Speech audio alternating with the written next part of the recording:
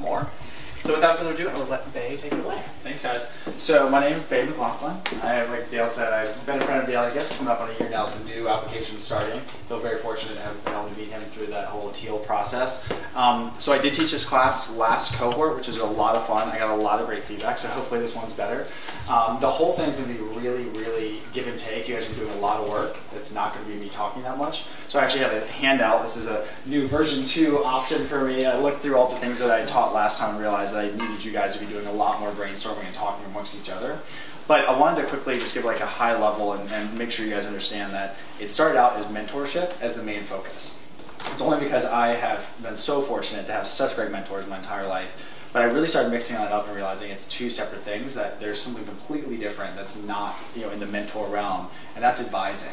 And I didn't really know until I started having to deal with the curriculum of teaching this class that it's actually completely 2 separate things. So what we're going to do is I'm going to hand out this handout, and then we're going to have you guys actually write down what you think your definitions are. So my one concern about handouts, which is the way it's always worked, because I know you guys are very much like me, you wouldn't be here if you weren't super driven, super motivated, bright individuals. You're going to like run through and want to look at everything on this whole thing. Stop, don't do it.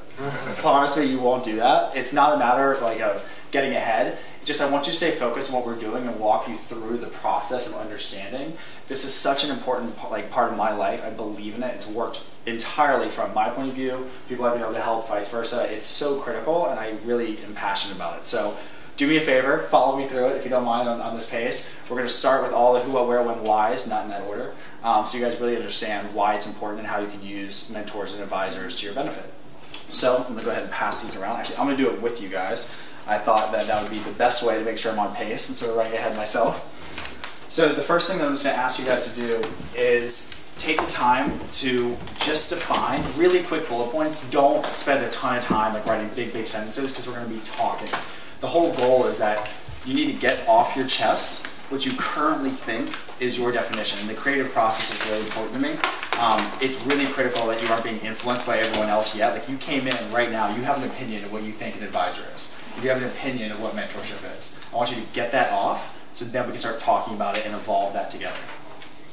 So so number 1 and number 2 only right now.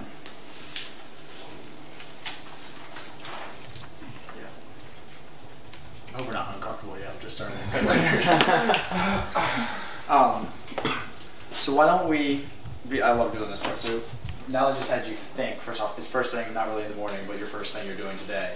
So I want to pause before we get into the dialogue. I want to quickly, really fast, maybe round robin style, figure out your name, who you are. I've only talked to 3 or 4 of you, so I didn't get to talk to everyone last night, and why you're here, or alternatively, what's your thing? Like, everyone, I always say, like, what's your deal? And you got to have the sentence, like, what are you about?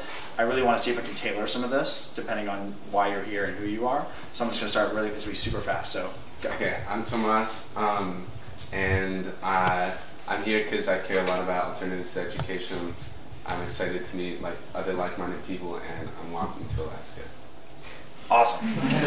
I'm Catherine Cannon. I'm here because I work with Dale and with UnCollege. I'm obviously interested in alternative education and business development.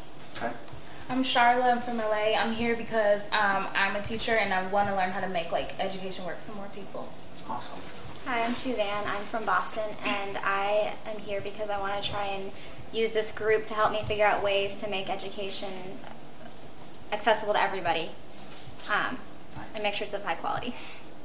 I'm Natalie. I'm speaking tomorrow. I'm a filmmaker and storytelling involved in advocacy work, and just here to kind of, I guess, learn from everybody else's similar experience. I'm Jonah. I'm from LA, but I live in Providence. I make things that help people learn things. Educational technology. Perfect. I'm Sharif. I'm from New York City, and I'm here because I don't know if college is the right decision for me, and I want to see what to do with life. Awesome. I'm Josh Birdwell. I'm from Oklahoma City. I'm here because I love education, and I want to find people that want to question everything around them and try to strive to better themselves. And if you don't know, RFID experts. I'm Carlos. I live in London, and I'm here because I'm very interested in changing how education works in the world. Okay. I'm Carl. I'm from Sweden. I guess I'm here to meet some like-minded people and to learn from, and explore less traditional way of educating. What's your number one most passionate thing? Right now it's probably my business. I have a Swedish web agency, so love it. Yeah. My name's Brandon. I'm from Las Vegas. The main purpose I'm here is to meet with some like-minded people who also think that there's other things to do outside of college, and also to get together with these type of people rather than dwell on what naysayers have to say, because I know we've all dealt with that. Yep. I'm Joanna. I'm from Venezuela, kind of. I'm living in Germany. And basically I'm here because I feel like I can follow my gut feeling and my decisions of what I want to, how I want to educate myself will be correct. And I want to empower others into making the right decisions for themselves so that they know there's different pathways. I love that. I'm Andy. I'm currently not in school and I'm kind of pursuing my passion for music and newfound passions for like startup and entrepreneurship, and just trying to take it all I can take in, really. Great. I'm Alex Berger. I'm from the South Bay. I'm trying to make 6 figures by 22 doing something I love. I'm Dale. My shtick is trying to get people to drop out of college. Like the actual reasons aren't important. It's like the action. Yeah. Great. So like I said, I'm McLaughlin. Just a quick background. I'm from the East Coast, from Virginia, a little beach town called Virginia Beach. I always say that I had a very intentional upbringing. Most people that I've met in this area have very sort of more liberal and sort of free-floating, like they have more autonomy in their life. I had all military men and all teaching females in my life. So my mom was a teacher for 47 years. Everyone was a Navy captain, multiple war veterans, the whole deal. So I had a very structured life. Went to prep school, the whole deal, and I feel very fortunate that I had these experiences. And I'll say this multiple times like I did in the last talk, that everything that you're going to do around mentorship and advising is about intention. There's really no one way to do it. I'm going to give you some best practices. You're going to help each other figure out maybe some good tactics to use. But it's all about having a thought about it and having an intentional plan of what you're going to do and getting the most out of it that you can. So it's not, necessarily to just drop out of school or make a certain amount of money or start a company. It's for you, and you'll figure out why you're doing it. This is just one tool that will help you along that way. So I've had mentors my whole life. I was given a mentor when I was in middle school. His name is Mr. Duffy. It's this weird process where they gave you one, which I loved because I would never have really known so much about that. But you just got together once every couple of weeks, and it was just how's life, how are you doing kind of thing. But it was someone other than your parents and someone that had more experience than your friends. So it was this kind of nice early part of my life where they gave some structure to kind of think through that. That evolved quite a bit. I've realized I've had professors that have been unbelievably pivotal in my life. A lot of them helped me actually come out to the West Coast. No job, no direction, just leave my life behind kind of process. And then I've had my very best friend Elliot, who's been one of the probably closest mentors I've ever had in my entire life, and has been able to know me the best and also kind of push me, as I meet those junctures in my life. So I definitely think I'm a product of that. In terms of being really excited to be 22 and be ahead, I think all of you are probably likely ahead of people around you. And one of the biggest things that I've found is that support is critical. So to me, mentorship and advising is a great way that you can both give and take the support that all of you need when you're going to go through really dramatic changes or try to affect change in the world because it feels uncomfortable. And you're going to be by yourself, and it's the road less traveled kind of conversation. And most of you probably wouldn't be here if you didn't already know that or weren't kind of programmed that way. So let's go ahead and start by asking a couple of you to share. Let's start with the first one. So around mentorship, really don't dwell too much on this. I'd love to at least get 4 or 5 people, and then we'll talk about it. So why don't I get you to start? Okay. So when I just found the question, I was like, okay, so I feel like I've never really been mentored. Because, not even at home, just because of issues in the family, I felt like I always just had to rely on my own decisions, and I really was disciplining myself. And then I thought, okay, what is it? I think it's about inspiration, somebody that gives you the right tools. It's not about telling you what to do. It's really about giving you the right tools, asking you the right questions so that you can find the answer in yourself. And I thought about my sister, who is probably one of the people I look up to. And it was never really a defined mentorship, like she sat next to me and told me. No, it was more like me looking at her and seeing things I admired and me learning things from conversations I had with her. But I feel like I've never had a mentor. And I would like that. I have an advisor in the university who every now and then asks me how I'm doing, but and not even like in acting. I love to do theater, and I never even had a director. I feel like I've always just been doing things my own way. I think it's a good point, and maybe does anyone else share that kind of same opinion? And so I'm guessing, and tell me if I'm wrong here, that's fine. Most people, I would argue, in the world, when you talk to them, they don't think formally about this kind of stuff. They don't think super formally about their own development, the development of others around them, the impact they can have in the world. So it's likely that's a fairly commonly held experience.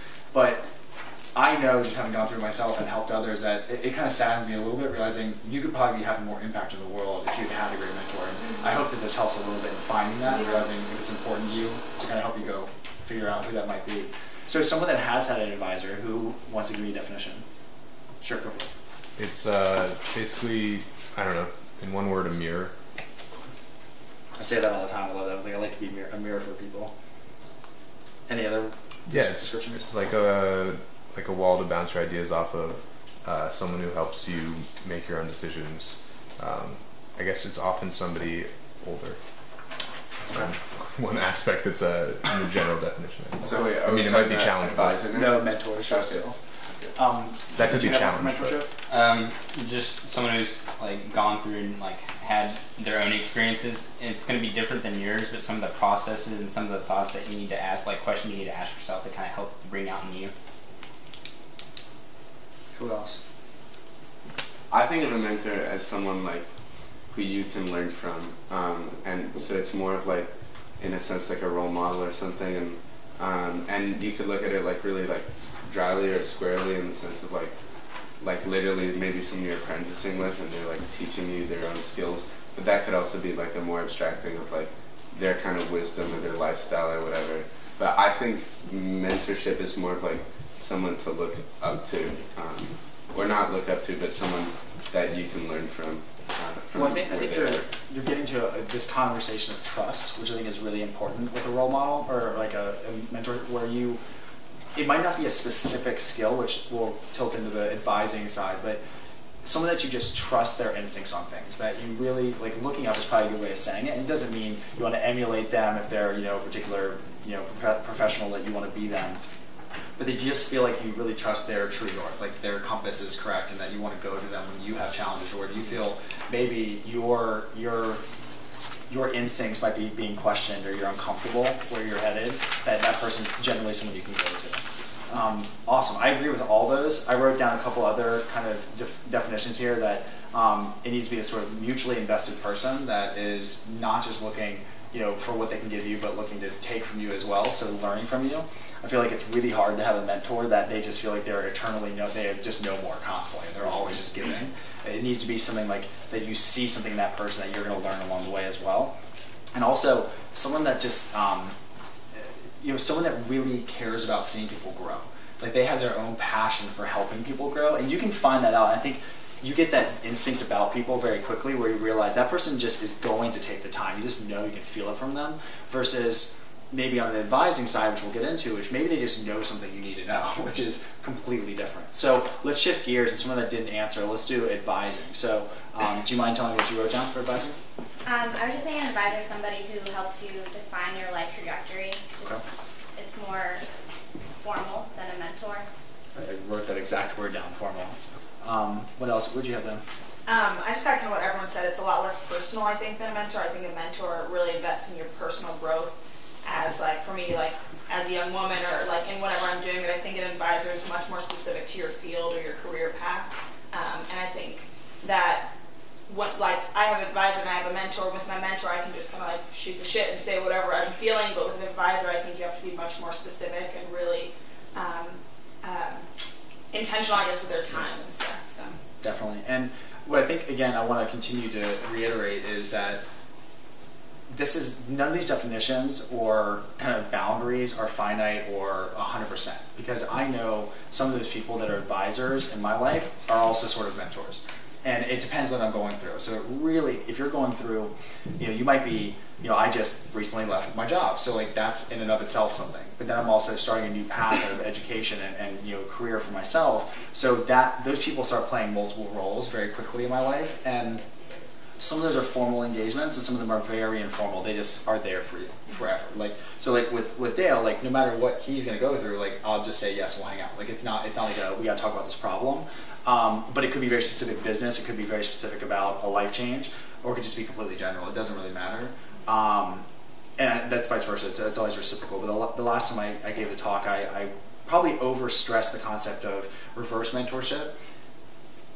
The more I thought about it, the more I think that's just natural. Like it just happens. Like you don't have to think about it. You're not just going to say, well, here's what I'm going to teach you, like mentor X, Y, Z. You know, it's like they know that they're learning in that process, and that I think it just goes back again to the intention and the energy you put into the relationship. Realizing just like any relationship you're going to have in your life, if you put a lot in, that other person's going to get as much out. So like you just have to care enough to do the work. I think one distinction in advising is really important is that because it's more formal, and potentially I think you would say one-to-many possibly, you have to be more thoughtful about the time. Potentially, again, depending on the relationship you have with them, you need to understand it's more of a sort of professional engagement and less of the, I just have questions about where I'm headed as a person and I might need your afternoon. It could be I need 20 minutes, you know, every Friday, or I need an hour this week and next week about this particular problem. So has anyone in here not had an advisor? Interesting. Okay, this is awesome. I'm really excited about that because I know that every group I've ever talked to, like everyone has different backgrounds, right? I've been lucky enough to experience both getting and receiving all of these. So I really understand the power in it. But what I think is interesting about this too, and we'll talk about this later on, is the understanding of the why. So we already did the what. Does everyone feel comfortable with the what's of this? And again, it can change. It's not 100% going to be one way or the other. But what's really important, I think, is the who. So thinking about the people in your lives that might be, if they aren't already. So let's do number 3 and 4 really quickly. So name the mentors you've had in your life. Some of you, that will be no one, and that's totally fine.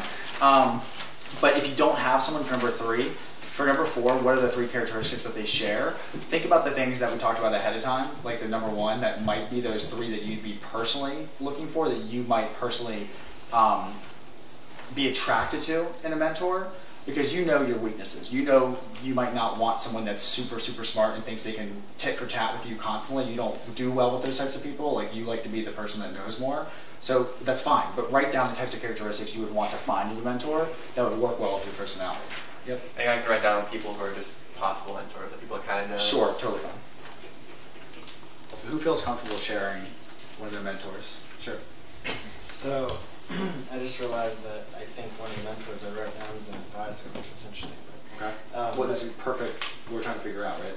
Yeah, so that's kind of. But I'm actually going to talk about the other one though. So my cousin Phil is a doctor at Stanford, and he's about 40. So, and he's like currently been my general mentor. Not really officially, and I hadn't really thought about it until now. But I've been talking to him a lot as I've dropped out of school, and he actually is like the counterbalance, because I've got like Dale and then like Phil, and Phil's a doctor obviously, so he's like super pro education. So it's been like really good though to have someone to bounce ideas off of, who's more knowledgeable, is a lot older, and has been down a path that I'll probably never explore, has insights that I don't have. What are some of the characteristics that you like about him? He's has a sort of a more averaged out view of things, I guess, because he's seen a lot more career trajectories than I have of his friends. And so, I think, I'm going to get lucky, I'm going to hit it big, and, I have what it takes, and all that stuff that young, Silicon Valley kids have. And then he's just like, that's BS. Like, you just need to pick a path, slowly build, work hard, And so it's an interesting counterbalance. I'm not following it's interesting, I'm not following his advice, but it's extremely valuable to, well, actually, that's not true. He said, take a year to do what I'm doing. So that's what I'm doing. But it's extremely valuable to have the other perspective. I was going to say, what I like about it is, so you're hitting on a couple of things. So confusing, which is totally fine, advising and mentorship, but also think about the characteristics. Because what you told me, you defined why you liked him actually based on his experience, which is why you look for an advisor. But what I love about it is it brings up this whole conversation of like the 5 whys, like this whole like fallacy of sort of like logic that we do as humans. But the next question I would ask you is like, okay, so you like that he has experience, but like, why do you like that he has experience? Like, you keep asking your question. It's probably more based on the way he interacts with you, and that's probably why you like talking to him. You like that he has experience, but you probably like the way he treats you. Yeah. And that's probably a little different than just the experience. Yeah, that is a good point. Who else? Oh no, go ahead. Okay. Well, people I wrote. Give me one. Okay, there's one person that I read about, and I don't really want. He could be a mentor. Like, we just started talking just a couple months ago, but like, he just, everything he does and everything he says is just like, it's like to the point where it's like, are you lying? But then like he'll just say something totally just like this like straightforward, and it's like, okay, now I get it. Like, he like was due to, I think he was like bankrupt at one point, and now he's founded like 17 companies and does design work and all this charity work. And I just like, he does work at a coffee shop by where I live, and I just go there and talk to him like after the close and stuff. And I don't know, just like, he's one of those people who I feel like he can guide me in the right direction. And like, I'm not on the level of like, I don't think I'm at the level yet where I can be like, hey, so where do you think you can direct me towards?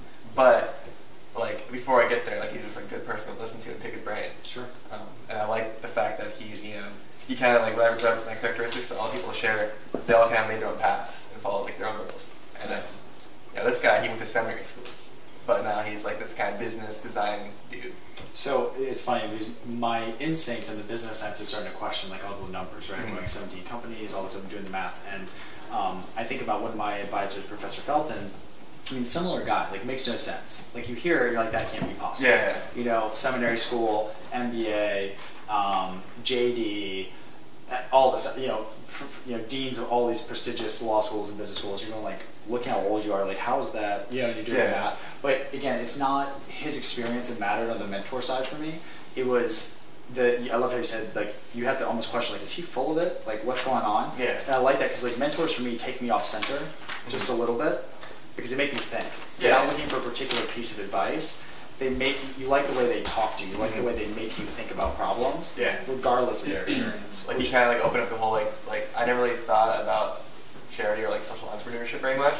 Totally opened that like up to me, and so now that's like something that's on my mind more than ever. That's awesome. One more. Who wants to do it? Yep. This was actually my first mentor.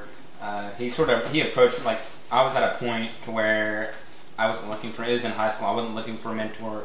No one around me was, that wasn't a common thing, so it was just something I didn't seek out.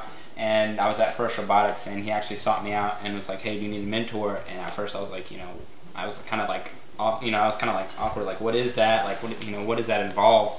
And so I said yes, and like, he's just a person I can kind of go to and like kind of spill, what I'm thinking, and he helped me organize things and like get me, more directed. He helped me get my first internship.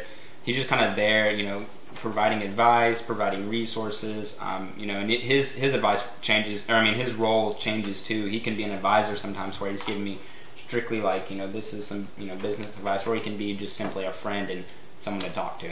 That's awesome. No, I'm really glad you brought up that weirdness around mentorship, because I know for certain, having spoken with Dale, and it's, some people do this, and this sounds crazy to me, but I've heard it happen to people where someone explains, like, not do you want to mentor, but kind of like, I'm going to mentor you. Yeah. And that feels crazy. Like, that I would immediately have my back against the wall, be like, who the hell does this person think they are? Like, you don't know me. Now, advising, that's possible, but it just seems really odd, because mentorship is such more like a personal interaction, that's not something that's this formal kind of like, I'm your mentor, right? And when I, again, was in 7th grade, I was given a mentor, like, he's like, oh, Mr. Duffy's your mentor, right? Like, now you meet with him. Well, you're 7th grader, it's different. Like, you guys are not autonomous individuals, like, and it's really important that you're open and understanding, but also what you need out of it, because that person, that's going to feel, we shouldn't be okay with that. That's weird. Like, someone's not going to mentor you. That's a mutual relationship that develops over time. Now, advising, and someone might pick you out because you're smart and you're really passionate about something and go, hey, you're going down this path, I've done this, boom, I want to talk to you. That's fine. And again, you agree or disagree with that interaction. But I think mentorship is definitely more that personal interaction. So is there anything else you guys 100% like so passionate have to say it before we move on to the next section? Well, I have a curiosity. Yeah, sure. I don't know if you guys feel this way, but I just feel like I could not have one mentor because I don't think I could find solutions to all of the different things that I'm doing in one person. And I don't know if it's because I haven't found that person, but something I realized that the only the people that I found mentorship in, the characteristic that they have is that they've all been very absent at certain points of my development. This is awesome. Thank you for bringing that up because really quick, analogous. So Mr. Duffy, 7th grade for me. I get an email from him every day. I have since 7th grade. Like he sends all of us, but that email list obviously grows. But I don't talk to him about issues probably at all. I mean, I'll go home and say hi and that kind of thing.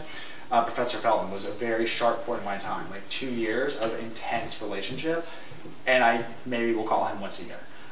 Whereas Elliot, my best friend, he runs the gamut of mentorship, and advising, and we talk almost daily. But it's interesting you said that because it's not to say that they wouldn't be a mentor later. I guarantee you I could go to either one of those, Mr. Duffy or Mr. Feldman, and they could play an amazing role with no understanding of my life currently. If I just had personal dialogue to have, that they could do that and they would do that. No matter what I did the last 6 years, they wouldn't have to know. Professionally, personally, it wouldn't matter. They could sit down and have that conversation, and I know they'd provide value for me. But so to kind of tie along with that, the first one that I was writing is empathetic. I think that's so critical as someone that is willing to come from your angle always, and they don't have this ulterior motive or intention. Like they don't think there's a right or wrong answer for you, and they don't try to project what they think is right or their path onto you. They're truly there, like that mirror you're saying, to let you walk through the problem, but they help you guide you, like lay that foundation. A big part that I thought was really interesting that you said that I say this, and you never really think how important and how thankful you really are for this. But as I was writing, I was like, oh, this is so true. These people somehow, again, East Coast, West Coast, around the world, wherever they are, they always find the time for me.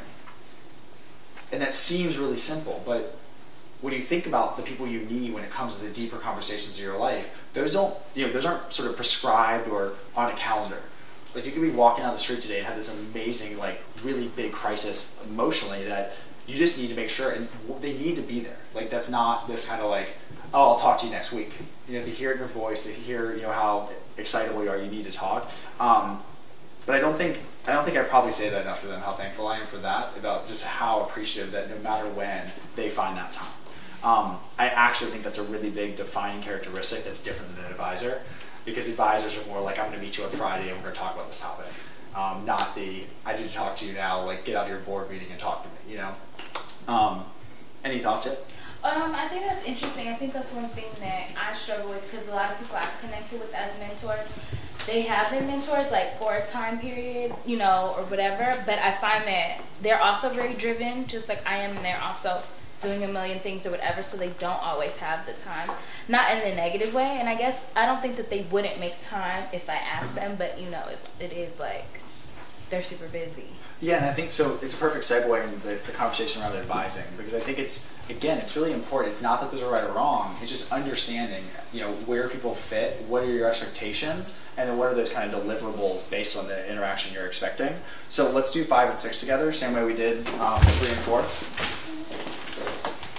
And again, same thing. If you haven't had an advisor, totally fine. Just write down a list of characteristics you'd expect in an advisor if you want one.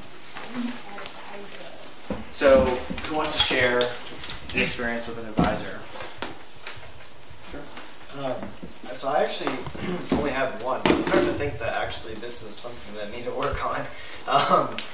This guy, Nathan, I did some nightclub parties right out of high school. I organized them. And this guy, Nathan, was like a DJ. He had some experience actually executing. He wasn't that good at it. I turned out to be better than him at executing it. But the characteristic that he had that like no one else really had, and I mean I think everyone's going to say this because it's really the thing about advisors, is he had specific like topical knowledge. He knew exactly how to make people come to a party for money, and he had real world experience executing. So it wasn't like he read it, and that's actually we're all here because we're frustrated with the school. I think part of that is that we want to learn from people that know how to execute. And so yeah, that's. I love it. It's funny you give that example because I didn't expect myself to be doing this, but I got into the nightclub party business for a while too, and I was like, oh, did not know I was excited about that. And me either. It's really difficult actually. Yeah. So who else? Sure. For me, advisors. I kind of pursued a traditional path, so my advisor was in like books and stuff. But my personal advisors, they like helped me hear my own voice. I feel like they didn't really tell me what I need to do, but they just helped me work through my own ideas and helped me build the courage to listen to myself. So perfect. So same thing earlier.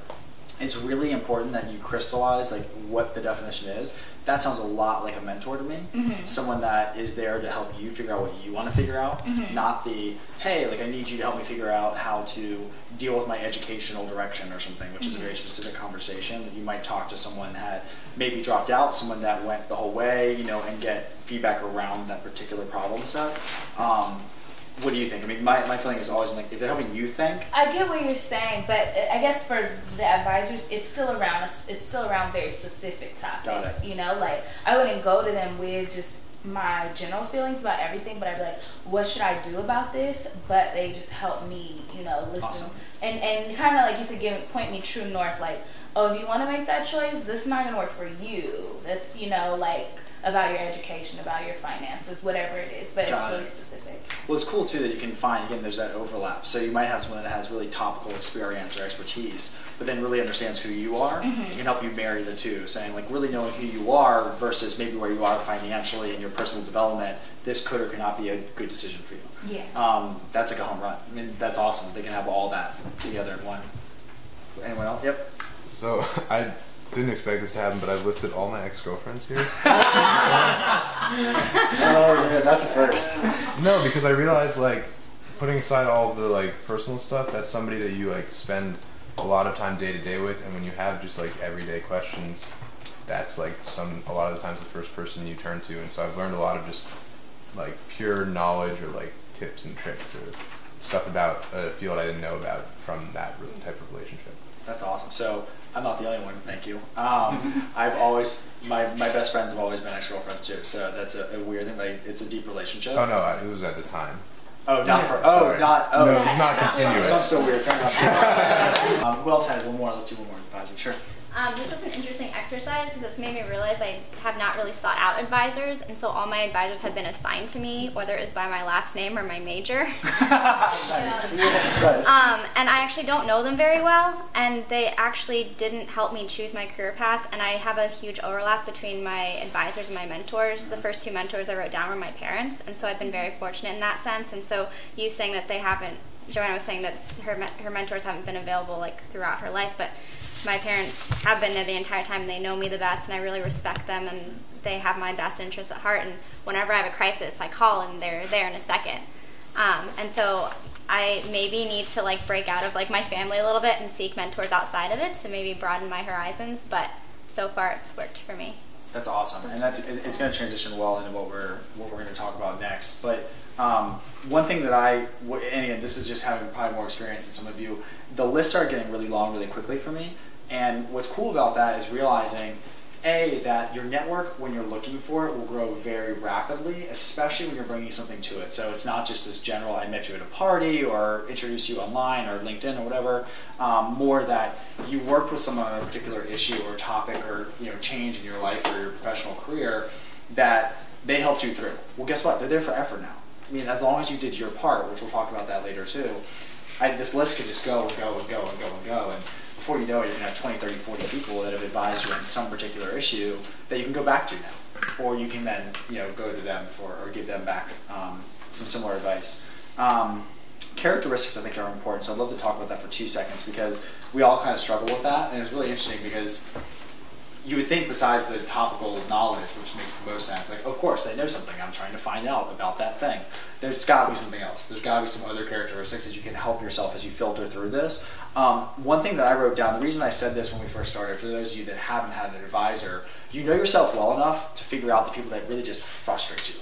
And so you should stay away from people, no matter what, ethics or otherwise, that bug you like that. If you don't work well with people, regardless of what they know, it doesn't matter. Like it's not going to be a good interaction for you. You definitely are not going to give to them. So stay away from them. You can always find, I'll put it this way, there's never a perfect advisor for your problem. There are probably a dozen people that know that same knowledge that can help you out, if not hundreds. So I wrote down, for me, I need to find people that are as driven and passionate as I am, not even about that particular topic.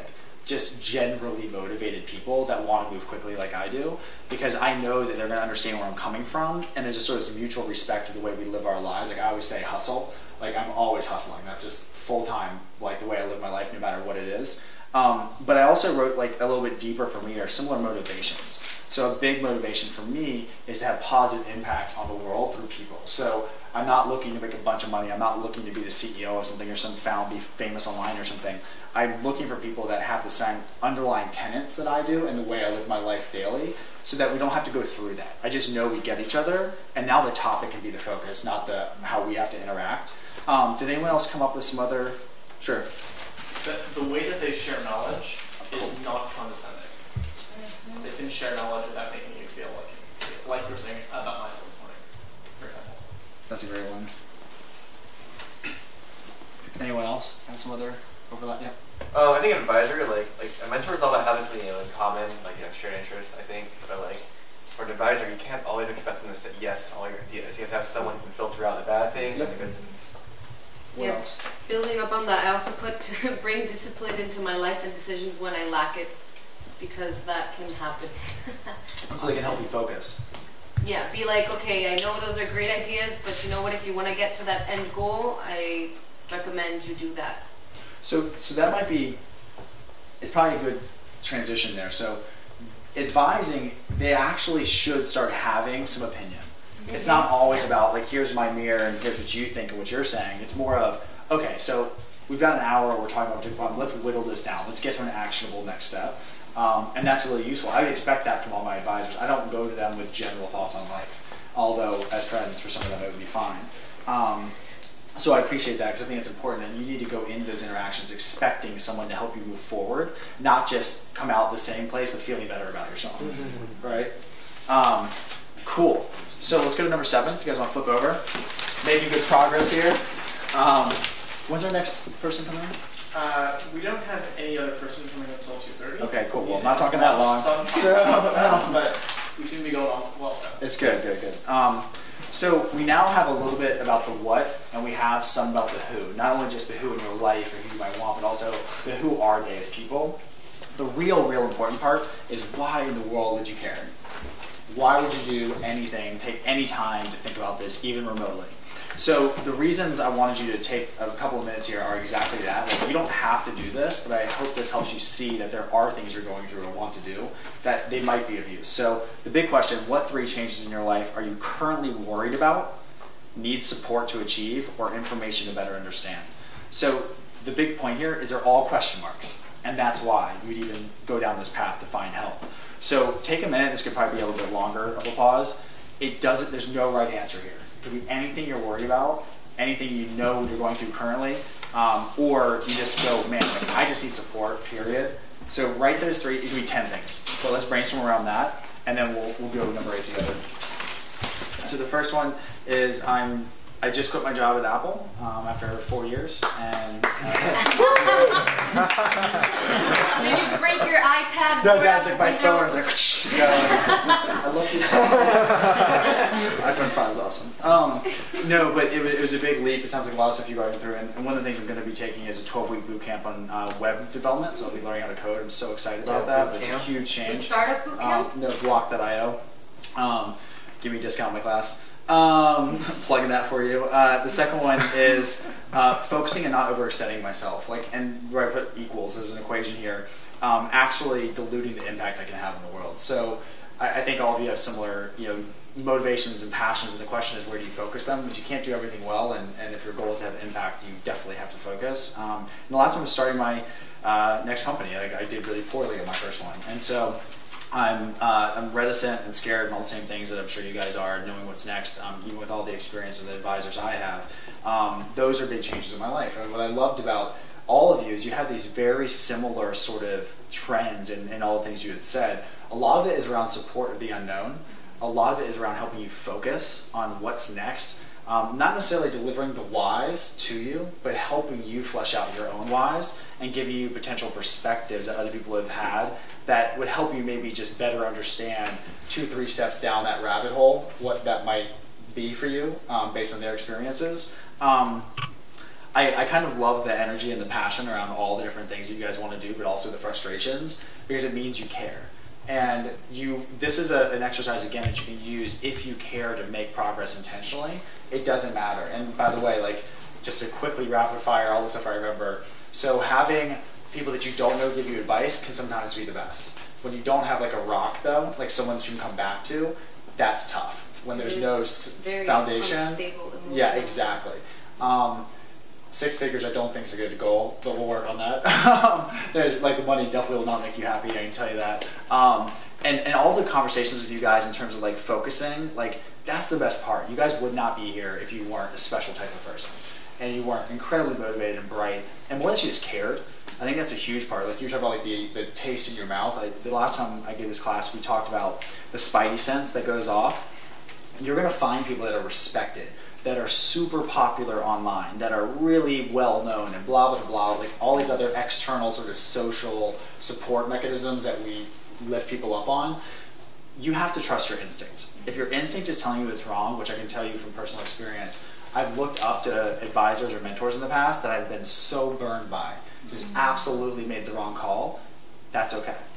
You're going to do that. You're going to really think someone's great, and it's going to slowly unravel, and you're going to find out they're not that person.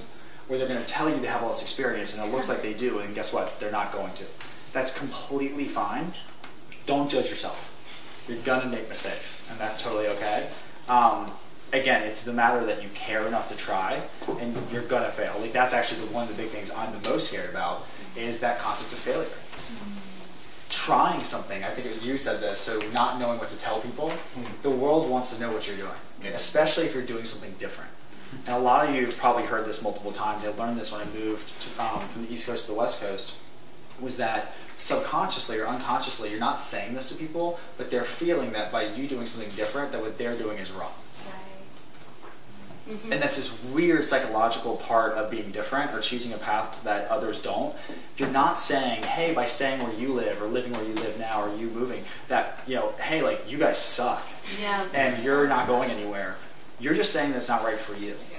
But subconsciously, they're interpreting the fact that you chose not to do that as a questioning of what they're choosing to do. And I think it goes back again to me in my life. The whole experience has been, it's about intention. Most of the people around me aren't intentional about making the decision. They're just there. And that's what I question, is people that decide to choose option A, but they don't even know what option B was. It's like, I went to my master's program and 45 of them took the job that you get afterwards. I was number 46. And I didn't want what was that, but that made sense. If you paid money to do this for years of your life, like you should probably take that job. But it didn't make sense to me, so I didn't do it. But exactly that, it was by doing that, I alienated everyone around me. But it wasn't right for me. And I think it's really important because you guys wouldn't be here. Doing this is weird. So like last night, just so you know, in San Francisco, we're in the World Series. And everyone partied their brains out last night. And you guys are here talking to people, connecting and learning. You weren't out doing that. You're different. And that makes you feel lonely. That's going to put you in situations where you're not sure. And like what's great is you have each other now. This one group of people right now, you need to use each other as you move forward, not just in the next 3 days, but as you leave. And I know that I've stayed in contact with a few of the groups from Cohort 1, and I know you have, and Dale, and just understand, like, that's okay, and that's normal, but you do need to work through this and figure out how can you surround yourself with the support you need to both focus, choose options, be okay with failure, all those things that you're going to need as you progress in your careers. So, now the next one's going to be more intimate. So number 8, picking the one. You've got, I know you guys have one on there. There's one that stands out, absolutely. So picking one and making sure that you outline the people that you really think will provide value in moving forward, making the decision, helping you get through it. But don't go all the way to the right-hand side because I'm going to have you guys choose the whys afterwards. So let's take a few minutes to do this one. So the whys I thought were really kind of important too. So let's go to your example quickly. So some of those whys were experience. Yeah. So you need someone that is going to absolutely just kick your butt up and down the street, knows more than you. And what's important to you, which understand this, it's like the reaching for the stars type of thing. In your particular field in RFID, the guy that's the best is going to be completely busy. But if you don't know what he knows, you're going to be making imperfect decisions constantly. because you don't have the most recent information or the most recent insights or whatever. Now that's fine, realizing you might not get that. Like in my particular field, before Steve passed, like I probably wouldn't talk to Steve Jobs directly, right? Like that wasn't some option for me. But figuring out as close as you can get to those people that know way more than you, it's just about getting information that they have. Your dad is a great example, so having someone that supports you that's just going to be real. Just cut through the bullshit, right between the eyes type of conversation, no matter what. One of those people that will support you, but also won't you let you believe your own crap, right? Like you're telling yourself, well, I can't do, or overstretching yourself and thinking you can do stuff you just aren't prepared for, or don't have the resources or understanding of. You need someone to be that checks and balance for you. But at the same time, you do need someone that's available. I think that was a big part of what you said that's really important is no matter what, like I kind of think of this as this sort of, it's like a circle of support that you need, that you're going to have someone in all these spaces. You're going to need someone that's readily available more frequently, regardless of their experience. You're going to need someone that knows you a little bit better. You're going to need someone that's like the expert that you keep going to ping you like on those particular topics.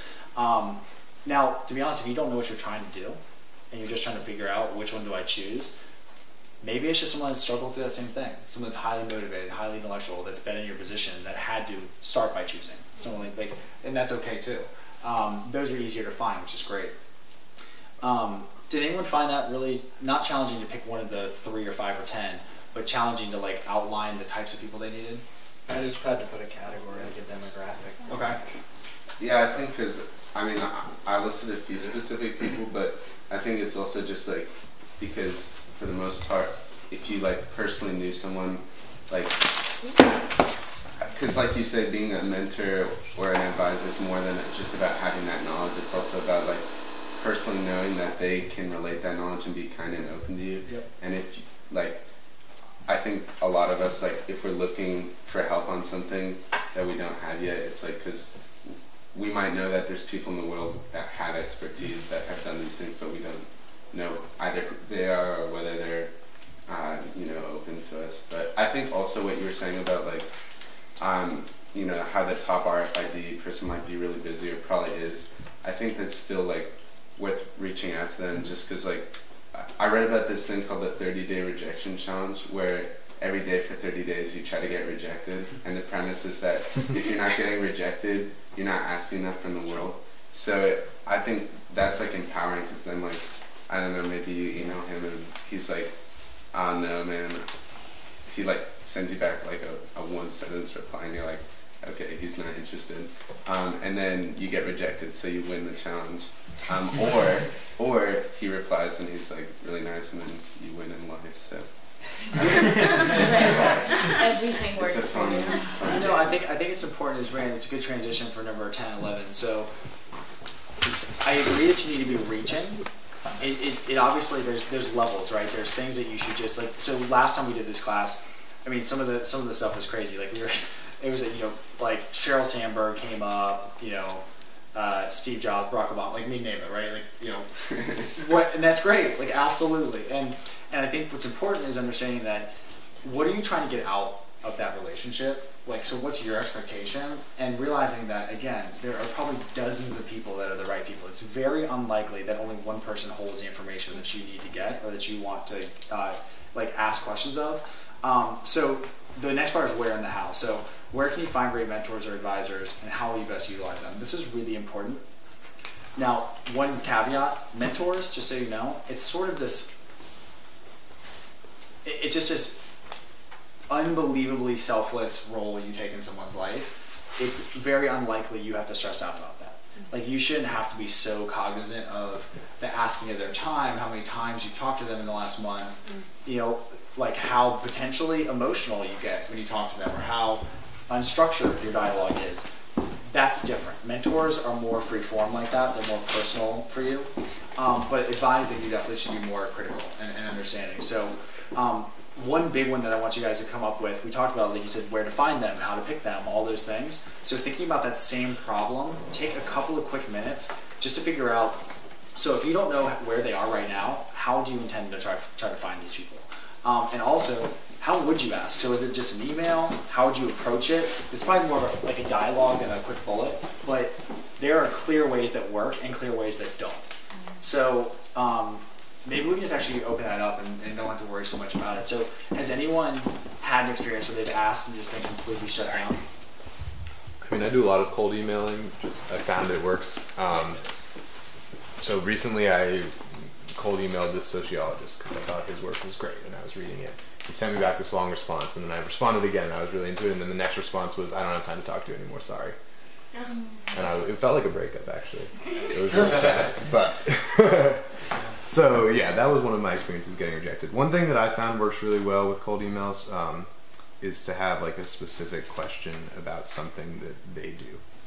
So like figure out something that they do that they would want to talk about and ask a specific question about it. Don't just be like, I'm interested in what you're doing. It sounds cool.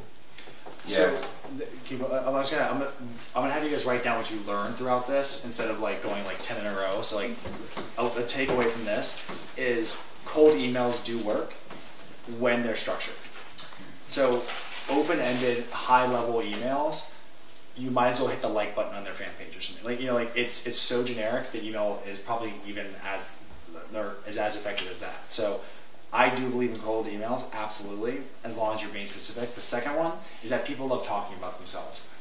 Full on, just understand that. Like when you're complimenting their work, you know, extrapolating on an idea that they've had or published or whatever it is, or some achievement they've had, understand they love talking about that. They wouldn't be doing the work if they didn't.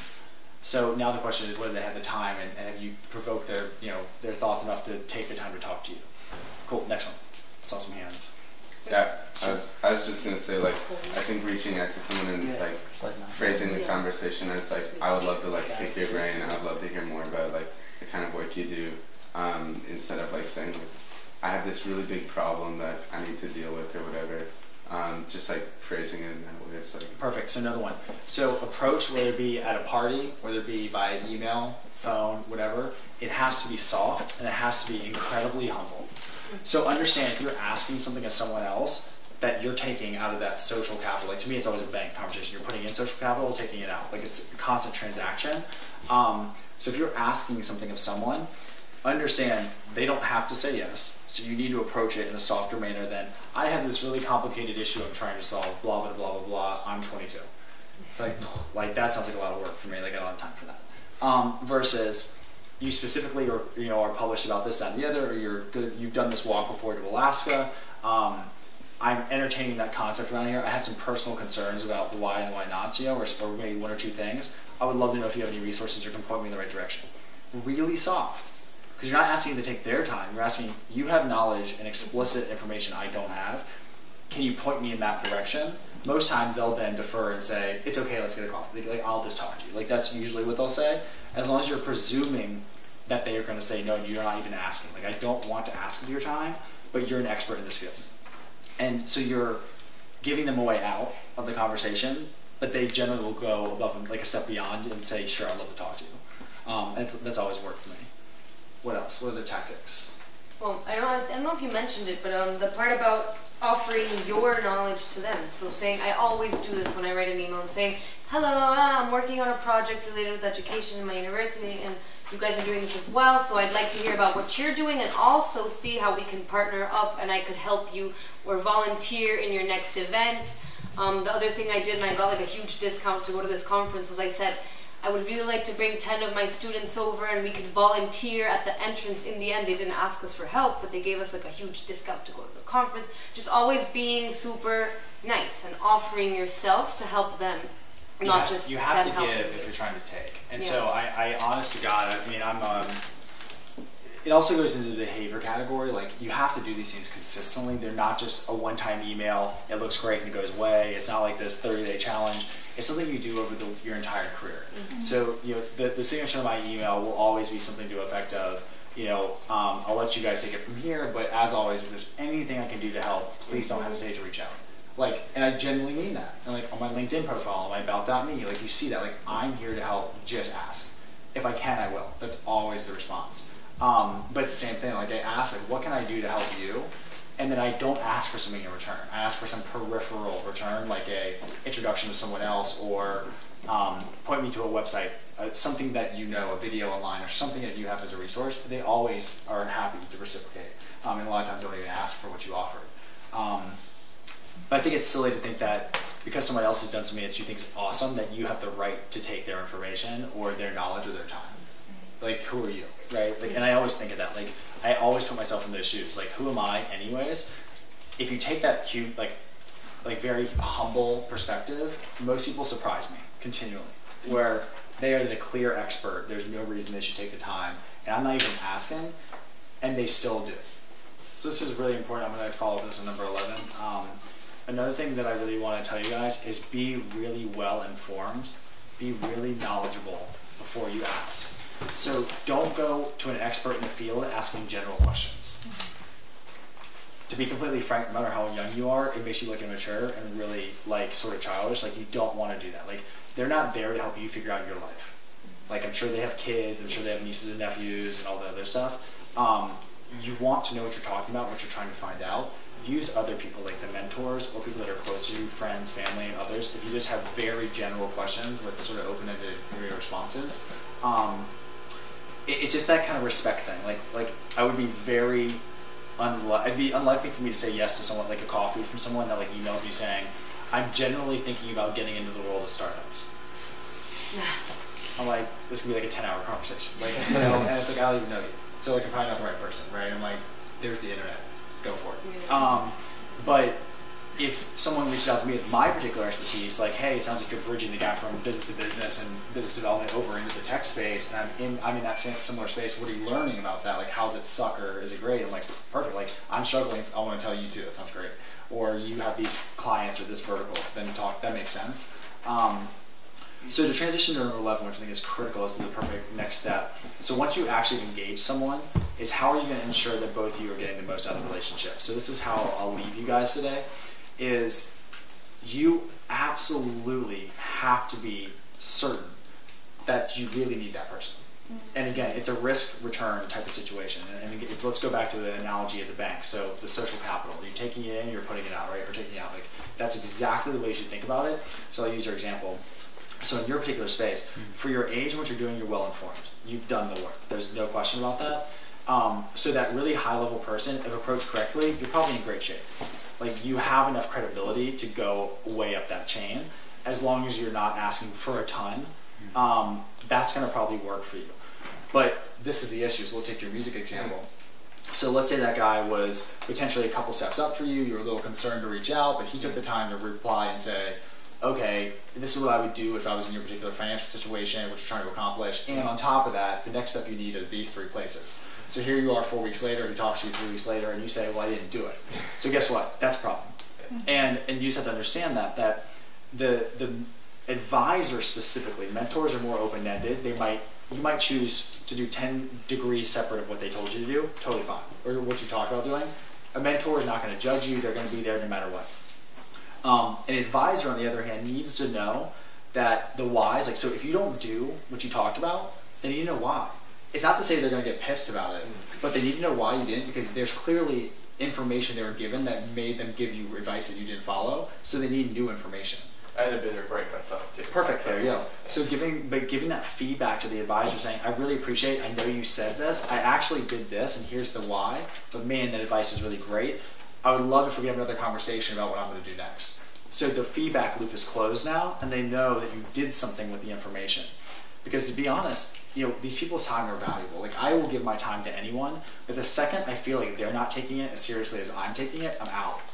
Because there are hundreds of people that are going to work their tails off, that are really passionate, will do something, and will actually go do the work.